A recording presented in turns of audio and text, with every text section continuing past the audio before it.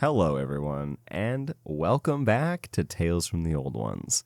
In tonight's tale, we will learn about Sarnath and the doom that the city brought upon itself. So grab a snack and get comfy, and I hope you enjoy tonight's tale. There is, in the land of Manar, a vast still lake that is fed by no stream, and out of which no stream flows.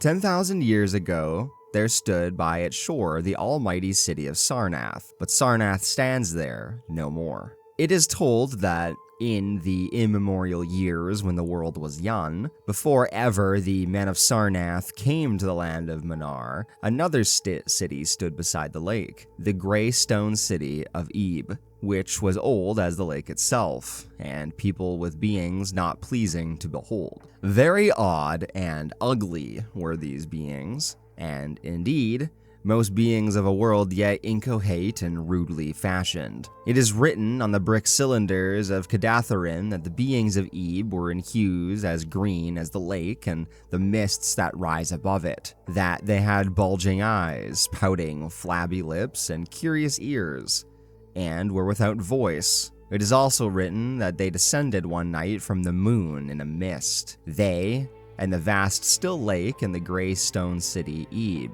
However this may be, it is certain that they worshipped a sea-green stone idol chiseled in the likeness of Bakrog, the great water lizard, before which they danced horribly when the moon was gibbous. And it is written in the papyrus of Ilanark that they one day discovered fire, and thereafter kindled flames on many ceremonial occasions. But not much is written of these beings, because they lived in very ancient times, and man is young, and knows little of the very ancient living things. After many eons, man came to the land of Manar, dark shepherd folk with their fleecy flocks, who built Thra, Ilanark, and Cadatharin on the winding river Ai, and certain tribes, more hardy than the rest, pushed on to the border of the lake and built Sarnath at the top where precious metals were found in the earth. Not far from the grey city of Ib did the wandering tribes lay the first stones of Sarnath, and at the beings of Ib they marveled greatly. But with their marveling was mixed hate, for they thought it not meet that beings of such aspect should walk about the world of men at dusk, nor did they like the strange sculptures upon the grey monoliths of Ib, for those sculptures were terrible with great antiquity. Why the beings and the sculptures lingered so late in the world, even until the coming of men, none can tell.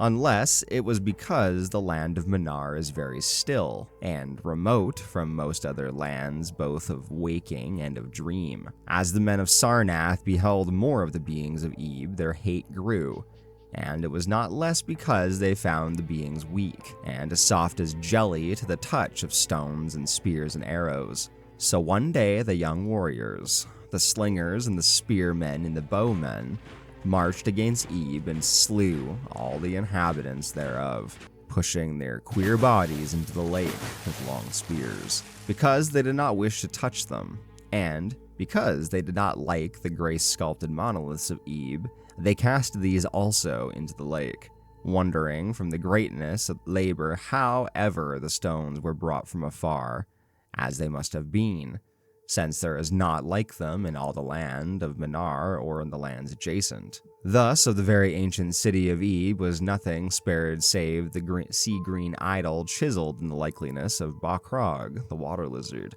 This the young warriors took back with them to Sarnath as a symbol of conquest over the old gods and beings of Ib, and a sign of leadership in Manar. But on the night after it was set up in the temple, a terrible thing must have happened. For weird lights were seen over the lake, and in the morning the people found the idol gone, and the high priest, Taran Ish, lying dead, as from some fear unspeakable. And before he died, Taran Ish had scrawled upon the altar of chrysolite with coarse shaky strokes the sign of doom.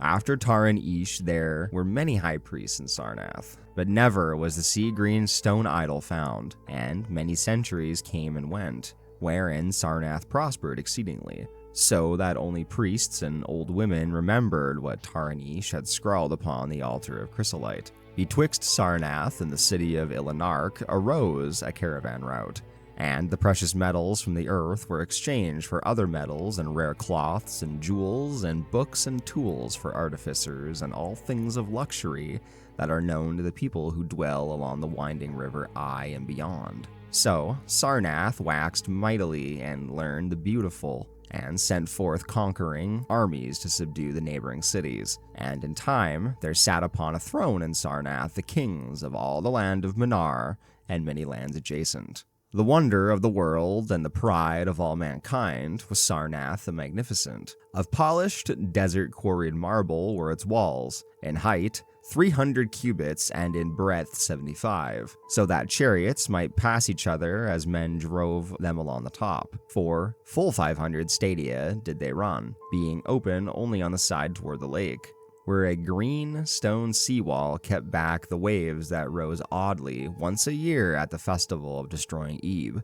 In Sarnath there were 50 streets from the lake to the gates of the caravans, and 50 more intersecting them. With onyx they were paved, save those whereon the horses and camels and elephants trod, which were paved with granite. And the gates of Sarnath were as many as the landward ends of the street, each of bronze, and flanked by the figures of lions and elephants carven from stone no longer known among men. The houses of Sarnath were of glazed brick and calcinity, each having its walled garden and crystal lakelet. With strange art were they builded, for no other city had houses like them, and travelers from Thra and Ilinark and Cadatharin marveled at the shining domes wherewith they were surmounted. But more marvelous still were the palaces and the temples, and the gardens made by Zakar the Olden King. There were many palaces, the least of which were the mightier than any in Thra or Ilinark or Cadatharin. So high were they that one within might sometimes fancy himself beneath only the sky. Yet, when lighted with torches dipped in the oil of Dathar, their walls shewed vast paintings of kings and armies, of a splendor at once inspiring and stupefying to the beholder. Many were the pillars of the palaces, all of tinted marble, and carven into designs of surpassing beauty.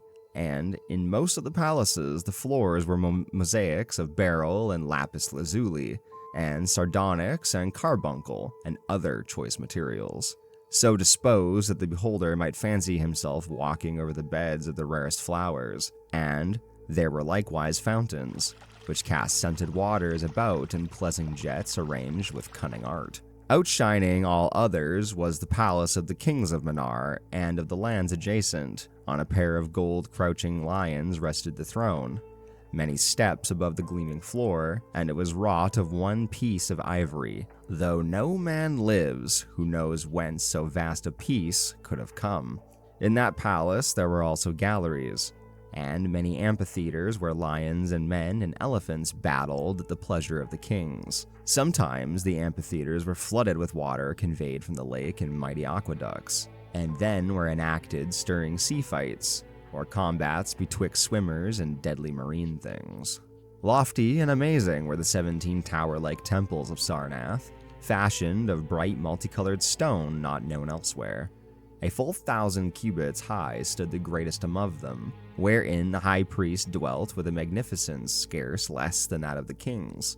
On the ground were halls as vast and splendid as those of the palaces, where gathered throngs in worship of Zo-Kalar and Tamash and Laban, the chief gods of Sarnath, whose incense enveloped shrines were as the thrones of the monarchs. Not like the icons of other gods were those Zo-Kalar and Tamash and Laban, for so close to life were they that one might swear the graceful bearded gods themselves sat on the ivory thrones. And upon upending steps of shining zircon was the tower chamber, where from the high priests looked out over the city and the plains and the lake by day, and at the cryptic moon and significant stars and planets, and the reflections in the lake by night. Here was done at the very secret and ancient rite and destation of Bakrog, the water lizard. Here rested the altar of chrysolite, which bore the doom scrawl of Taran Ish. Wonderful likewise were the gardens made by Zakar the Olden King. In the center of Sarnath they lay, covering a great space and encircled by a high wall, and they were surmounted by a mighty dome of glass, through which shone the sun and moon and stars and planets, when it was clear,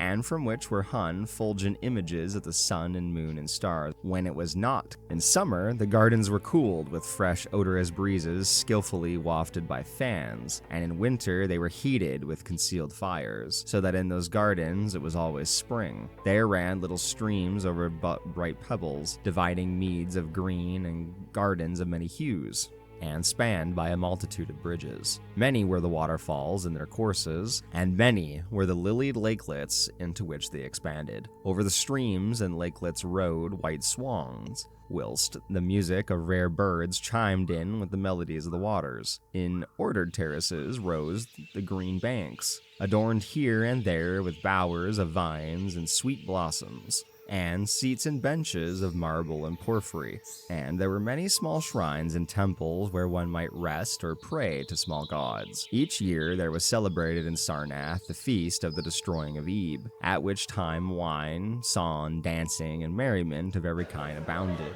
Great honors were then paid to the shades of those who had annihilated the odd ancient beings, and the memory of those beings and of their elder gods was derided by dancers and lieutenants crowned with roses from the garden of Zakar, and the kings would look out over the lake and curse the bones of the dead that lay beneath it. At first, the high priests liked not these festivals, for they had descended amongst them queer tales of how the sea-green icon had vanished, and how Taran Ish had died from fear and left a warning. And they said that from their high tower, they sometimes saw lights beneath the waters of the lake. But as many years passed without calamity, even the priests laughed and cursed and joined in the orgies of the feasters. Indeed, had they not themselves in their high tower often performed the very ancient and secret rite and destation of Bakrog the water lizard, and 1,000 years of riches and delight passed over Sarnath, wonder of the world and pride of all mankind. Gorgeous beyond thought was the feast of the 1,000th year of the destroying of Ebe. For a decade had it been talked of in the land of Manar, and as it drew nigh, there came to Sarnath on horses and camels and elephants men from Thra, Ilarnak, and Cadatharin, and all the cities of Manar and the lands beyond.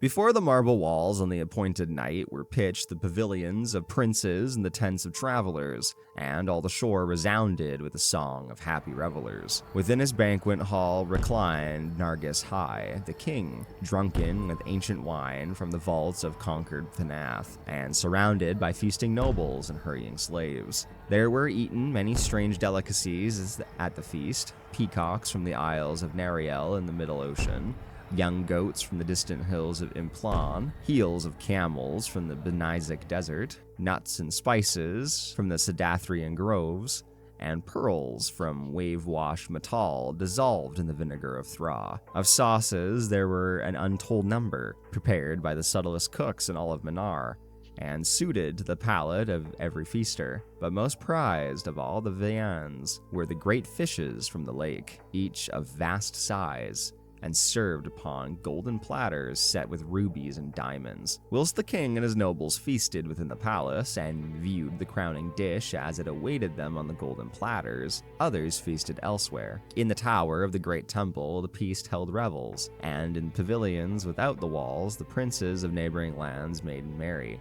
And it was the high priest, Nai Ka, who first saw the shadows that descended from the gibbous moon into the lake, and the damnable green mist that arose from the lake to meet the moon and to shroud in a sinister haze the towers and the domes of fated Sarnath. Thereafter those in the towers and without walls beheld strange lights on the water, and saw that the grey rock Akurion, which was wont to rear high above it near the shore, was almost submerged, and fear grew vaguely yet swiftly, so that the princes of Alarnak and of Far Rockall took down and folded their tents and pavilions, and departed for the River Eye, though they scarce knew the reason for their departing. Then, close to the hour of midnight, all the bronze gates of Sarnath burst open, and emptied forth a frenzied throng that blackened the plain,